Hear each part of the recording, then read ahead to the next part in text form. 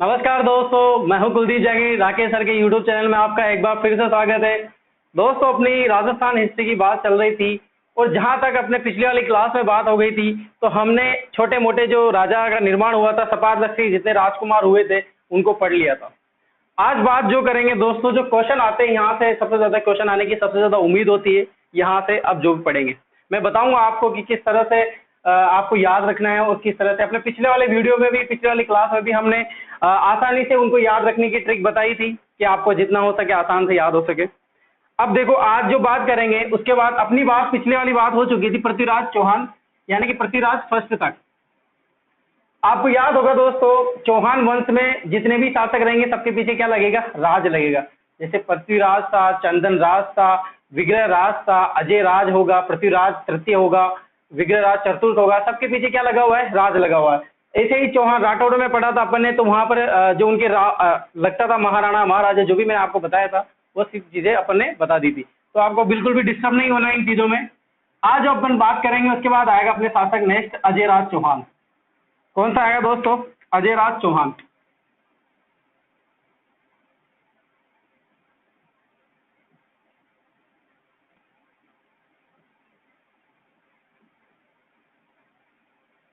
शासनकाल आया 1113 से 1133।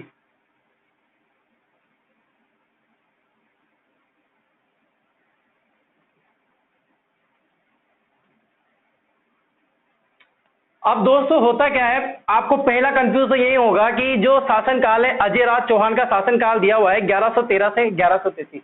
आपको कहीं बुक में और कहीं गाइडों में मिला होगा 1105 से, कहीं पे दिया होगा, आपको देखा होगा आपने ऐसा 1105 और 1130 ईस्वी को। तो इसका रीजन भी मैं आपको क्लियर बता देता हूं कि ऐसा क्यों लिखा आता है। देखो दोस्तों, 1133 है यहाँ पर क्या हुआ था कि यहाँ पर 1130 का ईस्वी का समय था और अजय राज अपने पुत्र को जो अर्णोराज चौहान, जिसका पुत्र रहता है अजय राज चौहान का, उसको गद्दी पर बिठा देता है वो 1130 में। और ये 3 साल के लिए योग क्रियाओं में जो चला गया था, थोड़ा विश्राम करना चाहता था और ये पुष्कर में बसने लगा था, वहां पर चला गया था राजपाट छोड़ के। और कार्यभार किसको संभाल गया था? अजय राज चौहान के पुत्र जो कि अर्णोराज को सौंप गया था। ठीक है। और 1105 जब इसका इन्होंने क्या था, अजय राज चौहान ने अजमेर नगर की स्थापना करी थी, अजमेर दुर्ग का निर्माण करवाया था, वो शासन काल था 1113। लेकिन 1105 में ऐसा बताते हैं कि इनका जो राज्याभिषेक है वो 1105 में हो गया था, इसीलिए ये कंफ्यूज है। लेकिन ऐसी कंफ्यूज वाली चीजें जहां पर आ जाती हैं वहां पर क्वेश्चन कभी भी नहीं बनता। अगर बन भी जाता है तो ये यहाँ पर रेट लगने की संभावना सबसे ज्यादा रहती है और एक क्वेश्चन डिलीट होने की संभावना सबसे ज्यादा रहती है। ठीक है दोस्तों, तो आप बिल्कुल भी टेंशन नहीं लीजिए। 1113 से 1133 ईस्वी तक इसका समय काल रहता है अजय राज चौहान का। ठीक है दोस्तों, अब बात कर लेते हैं अजय राज चौहान की। बिल्कुल आसान से पढ़ेंगे, आपके नोट्स भी बन सकेंगे, उस तरह से पढ़ेंगे। अजय राज चौहान, ये रहा अजय राज चौहान।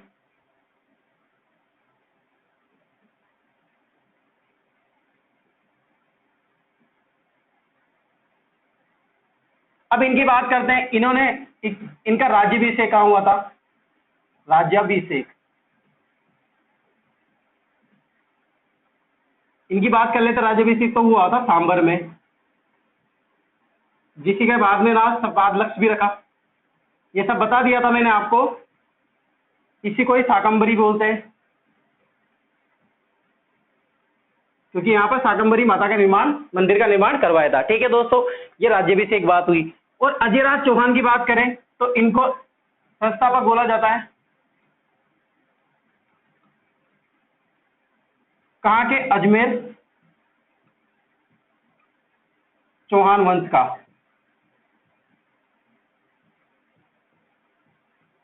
अजमेर चौहान वंश का संस्थापक कौन है दोस्तों? अजय राज। बिल्कुल आराम से याद हो जाएगा, अजय से याद हो जाएगा अजमेर, अजय राज। अपने नाम पर ही इन्होंने अजमेर नगर की स्थापना करी थी। और अजमेर चौहान वंश में जो चौहान आएंगे वो अजमेर के चौहान आएंगे। अभी जो अपन पढ़ रहे थे सपादलक शाकंभरी, लेकिन मैंने आपको वहां पर रीजन भी बताया था कि सपादलक सांबर के ही चौहान अजमेर के चौहान कहलाए, यानी कि इन्हीं की वंशज से सपादलक। क्योंकि पृथ्वीराज कहाँ का शासक था? पृथ्वीराज फर्स्ट सांबर का शासक था, जो सामंत हुआ था, अलग गुर्जर प्रतिहारों से अलग होते और अपनी स्वतंत्र राजधानी बनाई थी इन्होंने। और वहां से स्वतंत्र प्रभार संभाला था पृथ्वीराज फर्स्ट ने। और उन्हीं के पुत्र थे कौन? अजय राज। और उन्होंने स्थापना करी थी अजमेर की। अब इन्होंने क्या करा 1113 में? कब की बात है दोस्तों? 1113 की। स्थापना की, स्थापना की, किसकी स्थापना की दोस्तों? अजमेर नगर की, अजमेर नगर की। इसी को अजमेर, अजमेरू भी बोलते हैं, अजमेरू नगर की। और प्राचीन नाम अगर बात करें अपन प्राचीन नाम की, प्राचीन नाम क्या था अजमेर का? तो वो था पृथ्वीपुर। और अजमेर को ही अपनी राजधानी बनाया।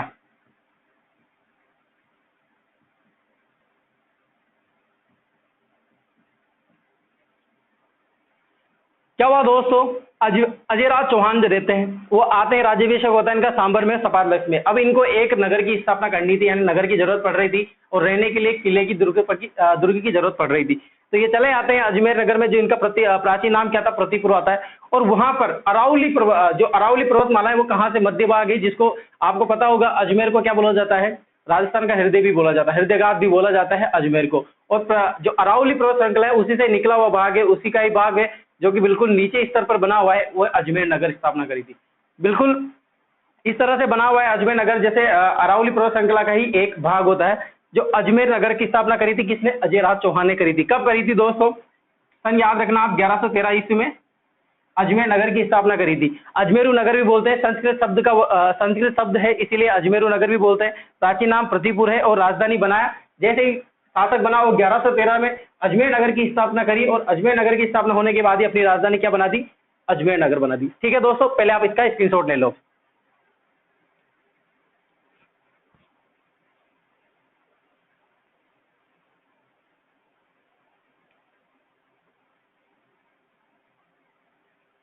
मिटा देते हैं दोस्तों, लिख लिया होगा आपने।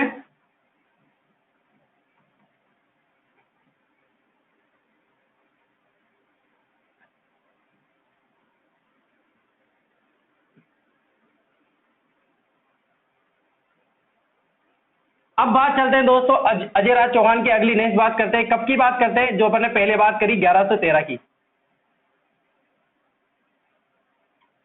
कब की बात करते हैं? 1113 की ही। 1113 में इन्होंने बसाया,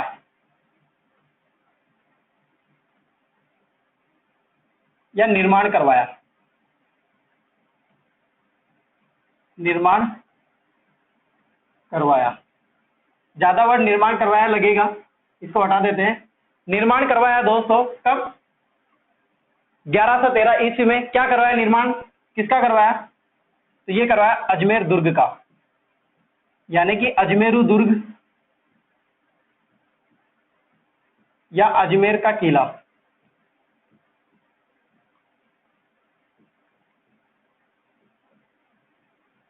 किसका निर्माण करवाया दोस्तों? अजमेर के किले का निर्माण करवाया 1113 ईस्वी में। किसने करवाया दोस्तों? अपन बात किसकी कर रहे हैं यहाँ पर? अजयराज चौहान की।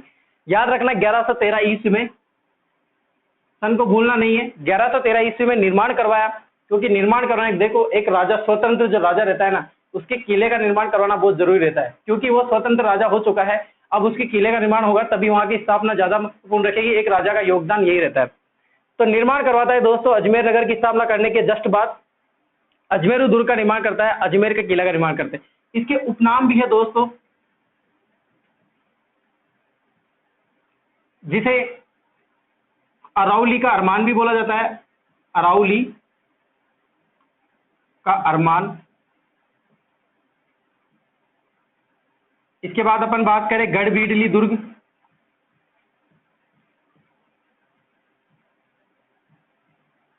क्यों बोला जाता है गढ़बीडली दुर्ग? क्योंकि ये गढ़बीडली पहाड़ी पर स्थित है, इसीलिए इसे गढ़बीडली दुर्ग भी बोला जाता है। इसके बाद बोले राजस्थान का जिब्राल्टर बोला जाता है, राजस्थान का जिब्राल्टर। और इसी का नया नाम है तारागढ़।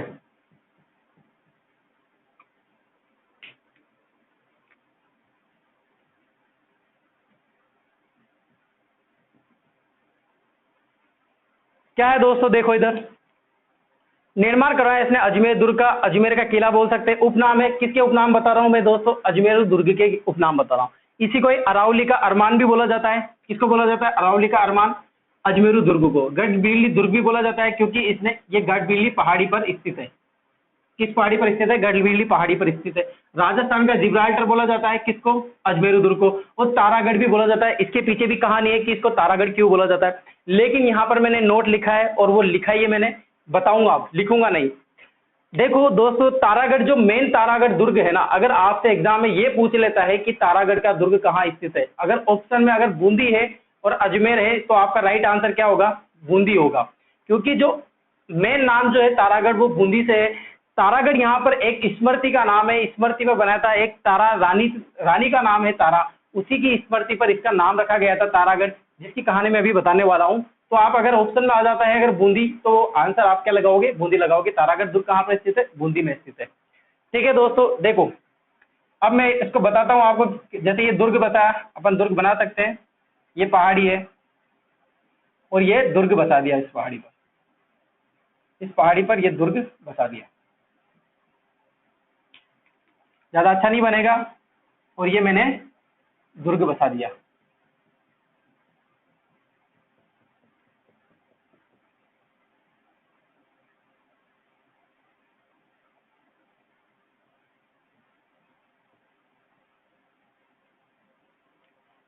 ये क्या दुर्ग बता दिया दोस्तों? अजमेर का किला। मैं लिख देता हूं यहाँ पर अजमेर दुर्ग। ये अजमेर दुर्ग है अपना, अजमेर। कौन सा दुर्ग है दोस्तों? ये गिरि दुर्ग है, पहाड़ी पर स्थित है, तो इसको क्या बोलेंगे? गिरि दुर्ग। कौन सी श्रेणी का दुर्ग है? आपको पता होगा ना, जितने भी अपने राजस्थान के दुर्ग है उनको श्रेणी में विभाजित किया है। जब अपन कल्चर पढ़ेंगे, जब राजस्थान की स्थापत्य कला पढ़ेंगे, वहां पे डिटेल से बताएंगे। अभी जो अपन ने इसमें भाग आएंगे उसके अकॉर्डिंग अपन बात कर लेते हैं। गिरि दुर्ग है किसका? अजमेर दुर्ग को। गिरि दुर्ग पहाड़ी पर बना हुआ है, इसीलिए गिरि दुर्ग बोला जाता है। अब देखो ये कौन सी पहाड़ी है? गढ़बिरली पहाड़ी पर स्थित है।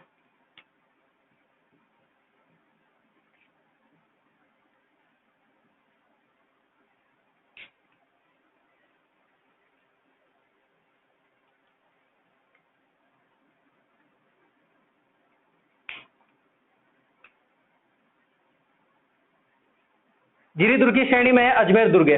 अब इसमें क्या है दोस्तों, इस अजमेर दुर्ग का निर्माण करवाया किसने? अजयराज चौहान ने। लेकिन जी इस प्रकोटे का ऐसा बताते हैं कि अजमेर दुर्ग के ध्वस्त होने के बाद, थोड़ा बहुत टूटने के बाद, या फिर थोड़ा सा स्क्रैच होने के बाद इसके प्रकोटे का निर्माण करवाया था, या थोड़ा बहुत निर्माण करवाया था, जिसको अपन क्या बोलते हैं?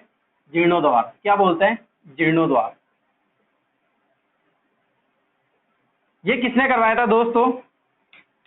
तो ये करवाया था दोस्तों पृथ्वीराज सिसोदिया ने। पृथ्वीराज सिसोदिया ने।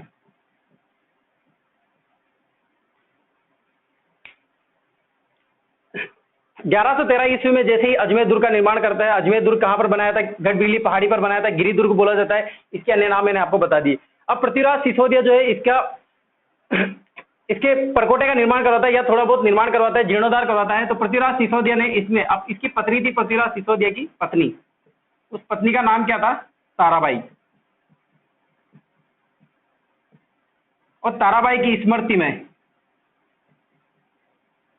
नाम रखा, क्या नाम रखा दोस्तों? तारागढ़। इसीलिए इसको तारागढ़ दुर्ग भी बोला जाता है। पृथ्वीराज सिसोदिया, आपको पता होगा पृथ्वीराज सिसोदिया कौन थे? मेवाड़ के शासक थे। मेवाड़ के शासक तो नहीं बन पाए थे, इनके शासक थे, बड़े भाई थे, जिनका नाम था महाराणा सांगा। महाराणा सांगा के छोटे भाई थे पृथ्वीराज सिसोदिया। इनकी छतरी बनी हुई है कहां पर? कुंभलगढ़ दुर्ग में, जो 12 खंभों की छतरी है, याद रखना बेसिक से। 12 खंभों की छतरी कहां पर स्थित है? कुंभलगढ़ दुर्ग में। इनकी बनी हुई है पृथ्वीराज सिसोदिया की। उड़वा पृथ्वीराज या धावक पृथ्वीराज भी बोला जाता है इनको, क्योंकि बिल्कुल घोड़े की तरह तेज दौड़ते थे, घोड़े को भी पीछे छोड़ देते, इसलिए इनको धावक पृथ्वीराज भी बोला जाता था। ये कहानी रही दोस्तों अजमेर दुर्ग की, जो इसमें डिटेल से मैंने बता दी। अब इसके बात करते हैं अजमेर दुर्ग की थोड़ी बात। अजमेर दुर्ग के अंदर मीरा साहब की दरगाह भी स्थित है। कहां पे? अजमेर दुर्ग के अंदर मीरा साहब की दरगाह भी स्थित है। मीरा साहब की दरगाह के जस्ट पास में ही विश्व की या भारत की एकमात्र घोड़े की मजार स्थित है। मीरा साहब की दरगाह के जस्ट समीप में, जस्ट पास में ही घोड़े की मजार स्थित है, जो कहां पर स्थित है दोस्तों? 1113 ईस्वी में बने अजमेर दुर्ग के जस्ट पास में है, इसके अंदर है। ठीक है दोस्तों, याद रखना घोड़े की मजार कहां पर स्थित है? तारागढ़ दुर्ग में, यानी कि जिब्राल्टर जिसको बोला गया है, यानी कि अजमेर के दुर्ग में स्थित है। मीरा साहब के दुर्ग में स्थित है। मीरा साहब कौन थे? तो ये मीरा साहब की जो दरगाह बनी हुई ना, ये एक तारागढ़ का जो तारागढ़ दुर्ग है, यहाँ पे तारागढ़ के प्रथम मुस्लिम गवर्नर जनरल थे मीर सैयद हुसैन, उनकी स्मृति में बनाई गई है। यानी कि इनकी दरगाह है, इनके नाम पर ही रखी थी मीरा साहब की दरगाह, और इनके पास में ही बनी हुई है घोड़े की मजार स्थित, विश्व की एकमात्र घोड़े की मजार स्थित है। ठीक है दोस्तों, आप पहले इसका स्क्रीनशॉट ले लीजिए, फिर उसके बाद बात करते हैं।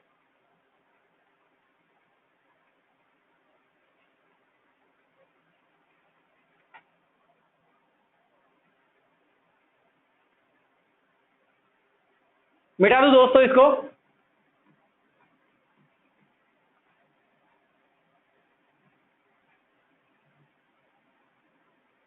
अब बात करते हैं आगे, जो मैंने अभी बोला है उसको लिख देते हैं अपन, ताकि आपके नोट्स कंप्लीट हो जाए, इसमें कोई आपके प्रॉब्लम नहीं रहे।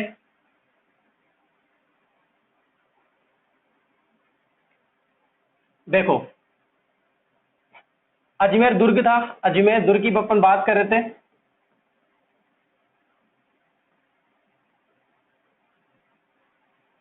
अजमेर दुर्ग में ही मीरा साहब की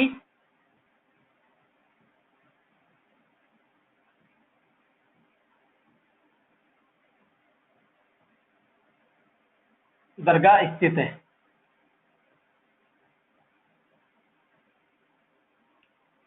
कौन सी दरगाह स्थित है? मीरा साहब की दरगाह, मीरा साहब की दरगाह स्थित है, इन्हीं के पास में, नजदीक, नजदीक एकमात्र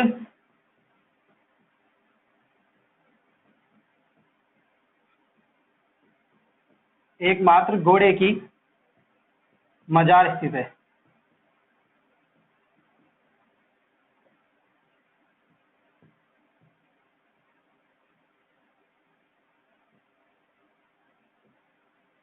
यानी कि आप कह सकते हैं कि घोड़े की मजार कहां पर स्थित है? तारागढ़ दुर्ग में स्थित है। कहां पर? अजमेर में स्थित है।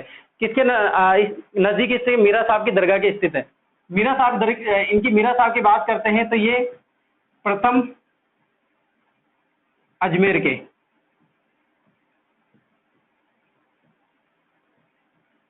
अजमेर दुर्ग के प्रथम मुस्लिम गवर्नर, जिनका नाम था मीर सैयद हुसैन।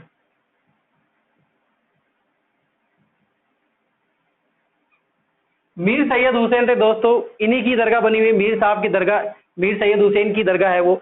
इनके नजदीक में घोड़े के एकमात्र मजार स्थित है। और ये कहां पर स्थित है? अजमेर दुर्ग की अपन बात कर रहे हैं। ठीक है दोस्तों, अब आप इसका स्क्रीनशॉट ले लीजिए। अब ताकि एक बात करते हैं, चलो इधर ही कर लेते हैं। पहले आप इसको लिख लीजिए, लिख लो पहले इसका।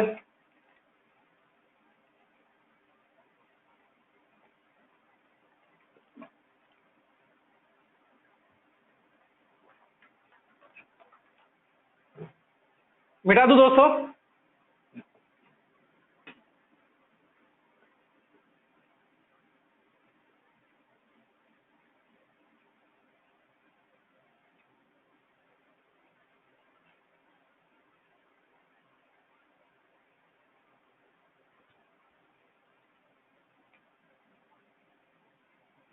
देखो, अब बात करते हैं अजय राज चौहान की। अजय राज चौहान की बात करते हैं दोस्तों, इनकी पत्नी का नाम क्या था? इनकी पत्नी का नाम था दोस्तों सोमलेखा। क्या नाम था? सोमलेखा। सोमलेखा को ही सोमलवती भी बोला जाता है। क्या बोला जाता है? सोमलवती। आपको कंफ्यूज नहीं होना है, अगर सोमलेखा लिखा जाए तब भी अजय राज चौहान की पत्नी का नाम है ये, और सोमलवती भी कौन है? अजय राज चौहान की पत्नी का नाम है। इसके नाम पर थोड़ी बहुत बातें हैं, इसके नाम पर। ये जो रानी है, एकमात्र रानी, एकमात्र रानी जिनके नाम पर, एकमात्र नहीं प्रथम,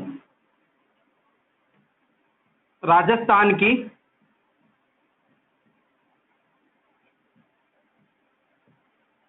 प्रथम रानी, जिनके नाम पर,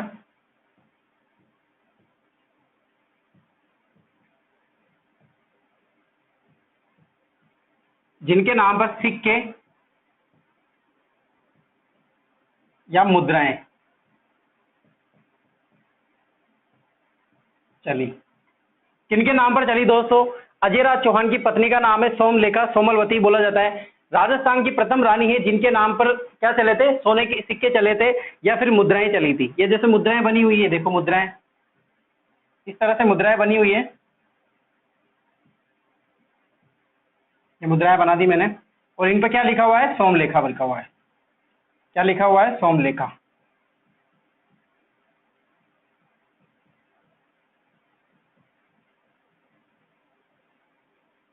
और अजयराज ने अपने नाम पर भी सिक्के चलाए थे, लेकिन महत्वपूर्ण क्या आ जाता है यहाँ पर? पत्नी की, जो पत्नी है वो राजस्थान की प्रथम रानी थी, इसीलिए इनके नाम पर सिक्के और मुद्राएं चली। आपको याद रखना है, इंपॉर्टेंट है, मोस्ट इंपॉर्टेंट क्वेश्चन बन सकता है यहाँ से। सोमलेखा के नाम पर ही सिक्के चले थे, अजयराज की पत्नी थी। ठीक है दोस्तों, ये बात होती है अजयराज चौहान के बारे में। देखो अब बहुत सारे क्वेश्चन बन जाते हैं कि अजयराज चौहान की, अजयराज चौहान ने, अब सुनना, अजयराज चौहान ने, अजयराज चौहान ने गजनी, अजयराज चौहान ने गजनी मुस्लिमों के आक्रमणों को रोका। और अजयराज चौहान को अजयराज चक्री राजा भी बोला जाता है, या चक्रवर्ती सम्राट या राजा।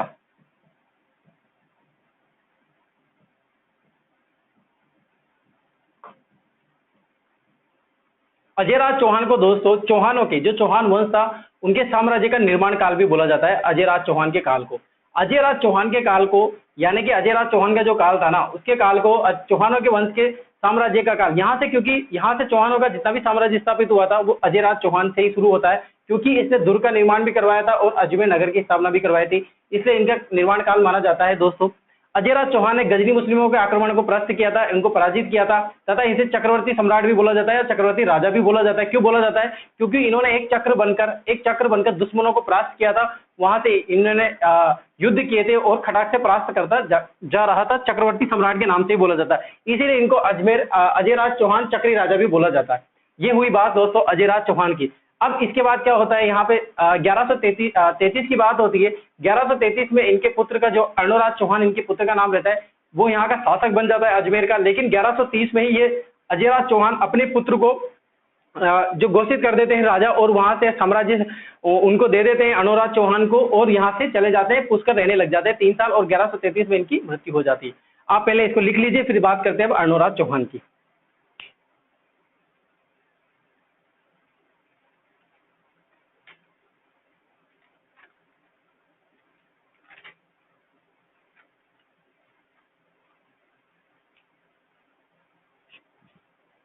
मिटा दो दोस्तों।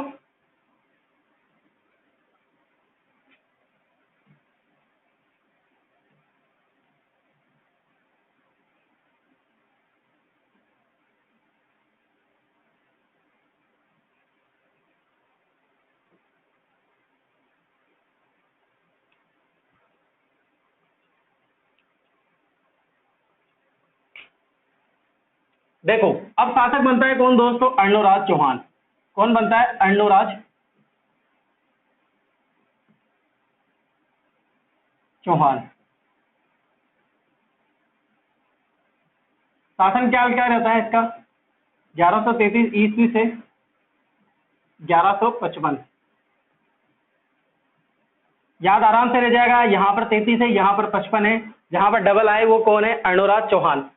आराम से याद रख सकते हैं 33-55। ठीक है दोस्तों, पहले 55-55 साबुन भी आता था ना, उससे याद रख सकते हैं। 33-55 2 बार बोलोगे याद हो जाएगा। अब अर्णोराज की बात करते हैं दोस्तों। देखो ज्यादा कुछ है नहीं अर्णोराज के बारे में।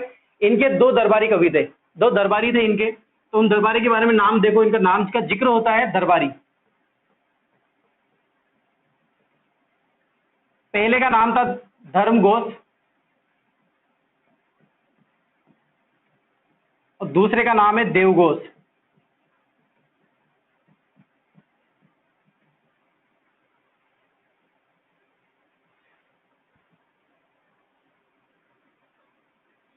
क्या नाम है दोस्तों? अर्णोराज चौहान के दो दरबारी रहते हैं, धर्म घोष, देव घोष। अब इनके बात करते हैं और दोस्तों इनके पुत्र का नाम रहता है पुत्र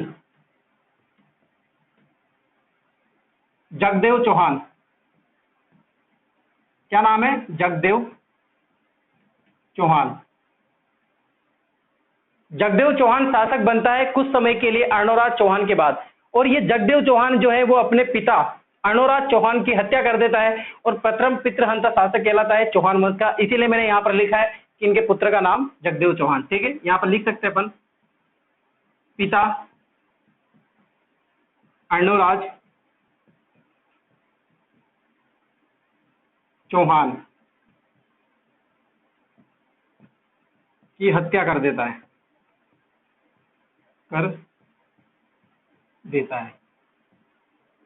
कौन कर देता है दोस्तों? जगदेव चौहान, जो कि कौन रहता है? पुत्र रहता है अर्णोराज चौहान का, और अपने पिता की हत्या कर देता है। और जगदेव चौहान को चौहानों का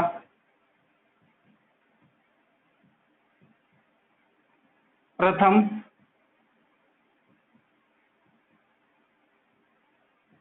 पितृहंता शासक भी बोला जाता है।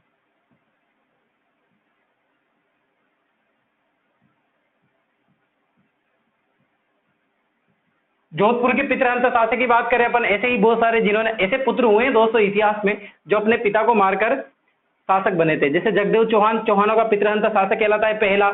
इसके बाद जैसे अपन जोधपुर की बात करें, मैंने जोधपुर में पढ़ाया था, तो जोधपुर में भी कौन था जिसने अपने पिता की हत्या करी थी? तो मालदेव का नाम आता है। इतिहासकार के अनुसार मालदेव भी जो है वो अपने पिता की हत्या करके, गंगा सिंह की हत्या करके शासक बना था। कहाँ का? जोधपुर का। वही जो पितृहंता शासक, पितृहंता का मतलब समझ में आ गया दोस्तों, जो अपने पिता की हत्या कर देता है और शासक बन जाता है, वो क्या कहलाता है? पितृहंता शासक कहलाता है। इसके बाद बात करें दोस्तों अर्णोराज चौहान की, तो इनकी उपाधियां जो इन्होंने धारण की थी, उपाधियां किसी ने दी नहीं, ऐसा इतिहास में नाम नहीं आता है कि ये उपाधि किसने दी थी, इन्होंने ही धारण करी थी। जैसे पहली उपाधि इन्होंने धारण करी महाराजा धीराज। दूसरी उपाधि इन्होंने धारण करी थी परम भट्टारक।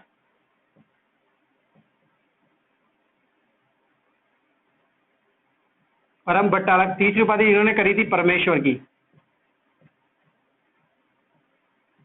आराम से याद रख सकते हैं आप, पहला अक्षर याद रख लेना एम और MPP याद रह जाएगा। MPP से, M से मतलब महाराजा धीराज, P से परम भट्टारक और P से परमेश्वर। जहां पर इन तीनों की उपाधि आ जाए वो आपका क्वेश्चन हो जाएगा, यानी कि याद रख सकते हो आप, MPP से याद रख सकते हैं। ठीक है दोस्तों, ये बात है अर्णोराज चौहान की। जो उपाधियों की बात कर चुका हूं मैं, यहाँ पर पुत्र की बात कर चुका हूं, और दरबारी, धर्मघोष और देव की की बात करते हैं। इसके बाद अर्णोराज की बात करें पर इनकी पत्नियों के नाम के बारे में, इनकी पत्नियों के बारे में, पत्नियां।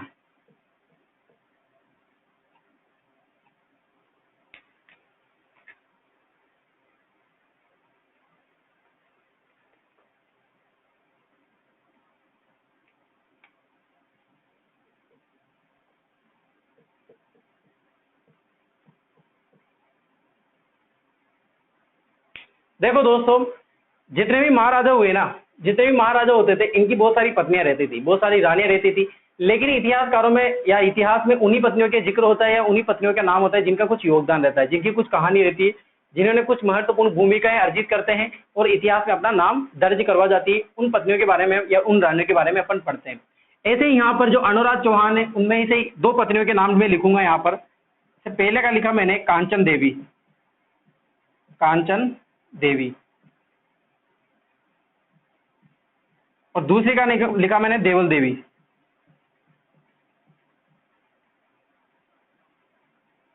कांचन देवी जो है वो सिद्धराज की पुत्री रहती है, सिद्धराज जय सिंह की पुत्री। चालुक्य राजा रहता है ये सिद्धराज जय सिंह, इसकी पुत्री रहती है कौन? कांचन देवी। और जो देवल देवी है ये कुमारपाल, चालुक्य राजा कुमारपाल की बहन रहती है। अब दोस्तों बात ये रहती है कि इन दोनों की शादी कैसे होती है, इसके पीछे की कहानी है, अर्णोराज से क्या होता है। देखो कांचन देवी जो है वो सिद्धराज, सुनना आराम से, कांचन देवी कौन है? सिद्धराज जय सिंह की पुत्री है। सिद्धराज कौन है? चालुक्य चौहान राजा है, कहाँ का? गुजरात के चालुक्य राजा की पुत्री रहती है ये, इसका नाम रहता है कांचन देवी। होता यह है कि इन दोनों के बीच, अनुराज और सिद्धराज के बीच जय सिंह के मध्य संघर्ष चलते रहते हैं, और संघर्ष इतना चलता रहता है कि ये यहाँ पर आ जाता है और युद्ध लड़ने लग जाते हैं, और युद्ध इतना भयानक हो जाता है कि इनके बीच सॉल्यूशन नहीं निकलता कि क्या करें। तो इन दोनों के बीच मध्य होते एक संधि होती है, और इस संधि के मध्य ये प्रस्ताव रखा जाता है कि आपस में रिश्ते अच्छे हो जाएं, और आपस में रिश्ते इनाम भी देंगे, ये इधर से कुछ देगा, वो इधर से कुछ देगा। और अर्णोराज चौहान जो है वो जय सिंह को पराजित कर देते हैं, जय सिंह को पराजित कर देते हैं, और जय सिंह जो है इनसे संधि करने के लिए बोलता है, और संधि ये होती है कि इनकी पुत्री का विवाह किससे होगा? अर्णोराज चौहान से होगा। और जो अर्णोराज चौहान की पत्नी रहती है वो कांचन देवी, ऐसे इनका विवाह हो जाता है। कांचन देवी का विवाह किससे हो जाता है? अर्णोराज का, जो कौन रहती है? सिद्धराज की पुत्री रहती है। दूसरी बात करते हैं अपन देवल देवी की, जो कि चालुक्य राजा रहता है, कुमारपाल की बहन रहती है। अब इनका विवाह देवल देवी का, इनकी बहन रहती देवल देवी का विवाह किससे होता है? अर्णोराज चौहान से होता है। लेकिन इनकी कहानी इस तरह से है दोस्तों, इतिहासकार ये बताते हैं कि अर्णोराज चौहान और देवल देवी एक बार कुछ खेल खेल देते, खेल खेल में ही वो एक दूसरे की, अपने परिवार की, यानी कि जैसे अपने शासक की, या फिर अपने जाति के लोगों की, जो करते हैं ना कि लेडीज में एक प्रचलन रहता है कि अपने परिवार की तारीफ करेंगे और ये अपने परिवार की तारीफ करेंगे, तो दोनों एक दूसरे के परिवार के बारे में घृणा करने लग गए थे, विरोध करने लग गए थे कि आपका फैमिली ऐसी है, आपकी ये फैमिली ऐसी है, ये फैमिली ऐसी। तो अर्णोराज भी इनके बारे में बोलने लग गया था कि देवल देवी तुम्हारे परिवार ऐसा है, तुम्हारा वंश ऐसा है, तुम्हारे ये सब कुछ ऐसी ही बुरा है। और जो इधर से फोन लगाती देवल देवी, अपने परिवार में फोन लगाती थी, अपने घर पे फोन लगाती थी, और ये बात बताती थी कि मेरे पति तो अर्णोराज अपने परिवार के बारे में बुराया करते हैं। और ये देवल देवी जो जैसे ही चालुक्य कुमारपाल को बताती है, तो कुमारपाल युद्ध के लिए आ जाता है अर्णोराज से, युद्ध लेने के लिए, और वो वहां से माउंट आबू आ जाता है, और माउंट आबू में अर्णोराज और कुमारपाल के मध्य भयानक युद्ध होता है, और अर्णोराज पराजित हो जाते हैं। कौन हो जाते हैं दोस्तों? अर्णोराज पराजित हो जाते हैं और अपनी हार मान लेते हैं, और अर्णोराज यहाँ से चले जाते हैं। लेकिन जब कोई सॉल्यूशन नहीं निकलता, तो ये अपनी पत्नी को बोलते हैं कि यार कुछ तो बता, मैं तो यहाँ से, मेरे तो भारी पड़ रहा है तुम्हारा भाई, क्या करें? तो वो संधि करने के लिए बोलते हैं, और संधि ये होती है कि अर्णोराज की जो पुत्री रहेगी उसका विवाह किससे होगा? कुमारपाल के साथ होगा। इनकी पुत्री का विवाह करवा देता है इधर, और कुछ हाथी और कुछ घोड़े और कुछ किले, छोटे मोटे जो जागीर है वो भी प्रदान करते हैं, और ये संधि का एक सॉल्यूशन निकलता है, और दोनों के मध्य शांत का माहौल हो जाता है। ये बात हुई दोस्तों पुत्री, दरबारी, उपाधि और पत्नियों की। अब आप स्क्रीनशॉट ले लो इसके मध्य, कहानी समझ में आएगी कांचन देवी और देवल देवी का नाम यहाँ पर क्यों लिखा मैंने, और क्या इनके मध्य क्या कहानी है। ठीक है दोस्तों, पहले आप इसको लिख लीजिए।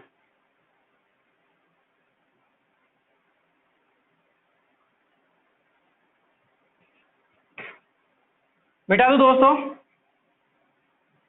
अब लास्ट इंपॉर्टेंट एक बात होती है अर्णोराज के शासनकाल में कि और क्या हुआ था, आपको पता होगा अर्णोराज के नाम पर।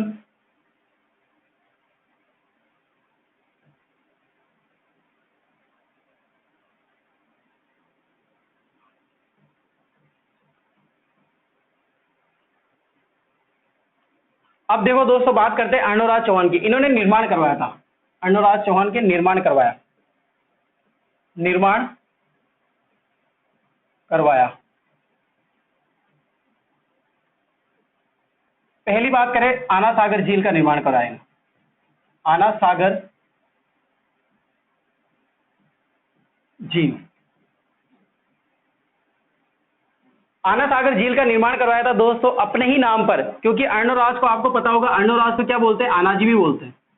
क्या बोलते हैं दोस्तों? आनाजी। और अपने ही नाम पर आना सागर झील का निर्माण करवाया था। ये देखो, ये जैसे झील बन गई,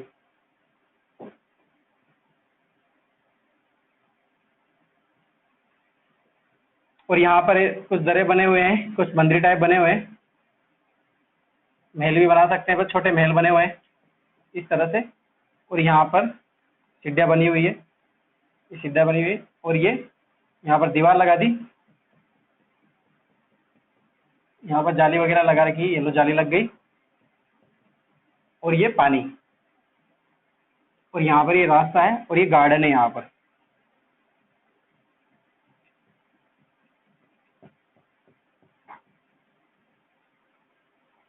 ये झील बन गई, कौन सी झील? आना सागर झील, ये झील बन गई।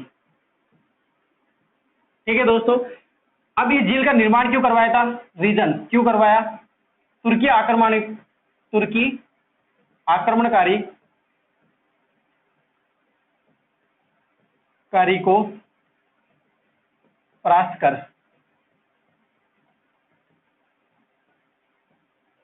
तुर्की आक्रमणकारी को परास्त करके उसकी खुशी में बनवाया था, आना सागर झील का निर्माण करवाया था। अब इसमें जो पानी है, ये पानी ये कहाँ से आता है दोस्तों? तो ये चंद्रा नदी है यहाँ पर बहने वाली, चंद्रा नदी से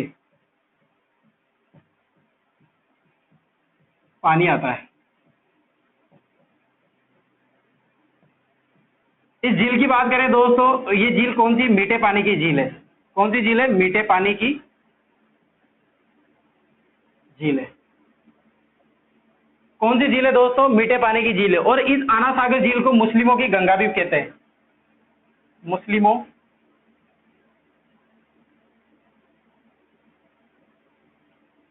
गंगा भी बोलते हैं।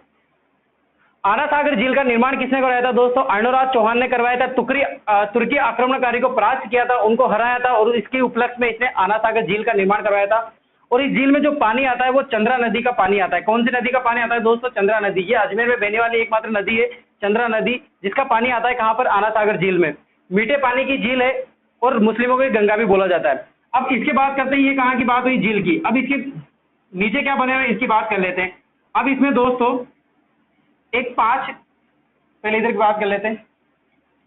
एक सुभाष उद्यान बना हुआ है, वर्तमान नाम है सुभाष उद्यान, सुभाष उद्यान वर्तमान। प्राचीन की बात करें, प्राचीन में क्या नाम था इसका? दौलत बाग।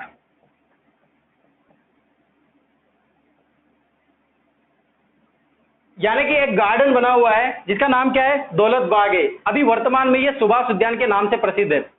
इस दौलत बाग का, यानी कि जस्ट आप झील के नीचे देखेंगे तो एक बड़ा सा गार्डन दिखेगा आपको। उस गार्डन का निर्माण करवाया था दोस्तों, किसने करवाया था? ये जहांगीर ने करवाया था। किसने करवाया था दोस्तों? जहांगीर ने।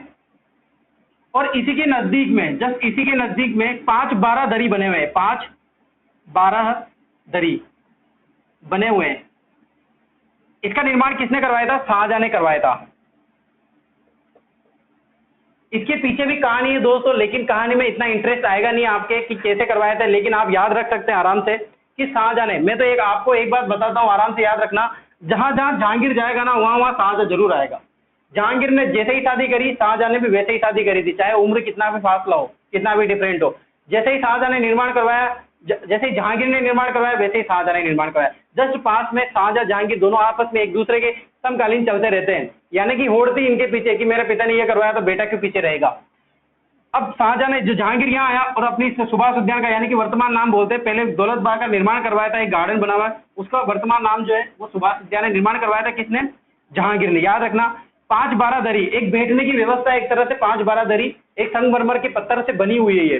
तो इसका निर्माण किसने करवाया था? शाहजहां ने करवाया था दोस्तों। ये आना सागर झील की मैंने जो आपको चित्रण बताया, इस तरह से तुर्की आक्रमणकारी, याद रखना, तुर्की आक्रमणकारी को परास्त करके इसके उपलक्ष्य में बनाया था, आना सागर झील का निर्माण करवाया था। इसमें पानी कहाँ के नदी का आता है? चंद्रा नदी के पानी आता है। लिख लीजिए पहले इसको, फिर इसके बाद एक छोटी सी बात करेंगे, फिर अर्णोराज को खत्म करेंगे अपन। मिटा दो दोस्तों, ले लिया होगा आपने स्क्रीनशॉट।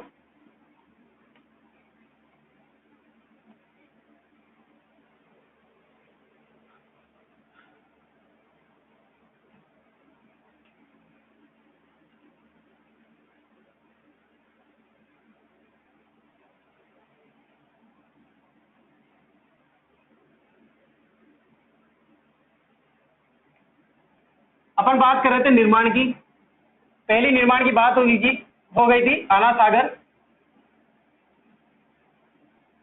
झील की। अब दूसरा, इसने वराह मंदिर का निर्माण करवाया था। किसकी बात करेंगे अपन? वराह मंदिर की। कहां पर करवाया था दोस्तों? ये पुष्कर में। इसमें बात करते हैं कुछ समर्पित है ये किनको? भगवान विष्णु को।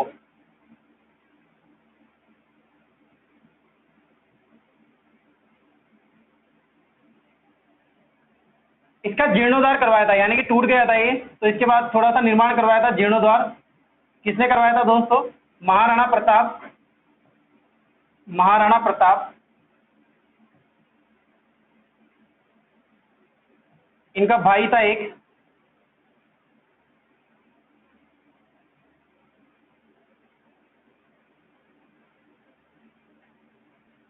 महाराणा प्रताप का भाई था शक्ति सिंह। क्या नाम था? शक्ति सिंह। महाराणा प्रताप के भाई थे शक्ति सिंह, इन्होंने इनका निर्माण कराया था, वराह मंदिर का जीर्णोद्धार करवाया था। और इसमें जो मूर्ति थी ना विष्णु, भगवान विष्णु की, तो जहांगीर ने वो मूर्ति तुड़वा दी थी। जहांगीर ने मूर्ति को तुड़वाकर पुष्कर झील में फिकवा दिया। पुष्कर झील में फिकवा दिया। ठीक है दोस्तों, आना सागर झील का, इसका शासन नहीं लिखा आपने कब निर्माण करवाया था, कब सन लिखना है ना इसका। 1137 ईस्वी में निर्माण करवाया था आना सागर झील का। याद रखना, आना सागर झील का निर्माण किसने करवाया था? अर्णोराज ने करवाया था। वराह मंदिर का जो पुष्कर में स्थित है, समर्पित है भगवान विष्णु को, जीर्णोद्धार किसने कराया था? महाराणा प्रताप के भाई शक्ति सिंह ने। बाद में भी निर्माण करवाया था इसका जीर्णोद्धार, बाद में भी ये जो डेवलप हुआ था तो वो करवाया था सवाई जय सिंह ने, जो कि आमेर के शासक रहते, जयपुर के शासक रहते सवाई जय सिंह, उन्होंने जीर्णोद्धार करवाया था। बाद में पहले शक्ति सिंह ने करवाया था। याद रखना, शक्ति सिंह ने इनका जीर्णोद्धार करवाया था। और जहांगीर ने मूर्ति को क्या फिकवा दिया था? पुष्कर नदी में फिकवा दिया था। और इस वराह मंदिर का निर्माण किसने करवाया था? अर्णोराज ने करवाया था। दोस्तों यहाँ तक बात होती है आना जी की, यानी कि अर्णोराज की। नेक्स्ट क्लास में अपन इसके आगे से बात करेंगे। लाइक कमेंट जरूर कीजिए, आपकी जो भी प्रॉब्लम है कमेंट बॉक्स में आप जरूर डालें, और अच्छी क्लास लगी हो आपको तो लाइक जरूर करें। ठीक है दोस्तों, धन्यवाद।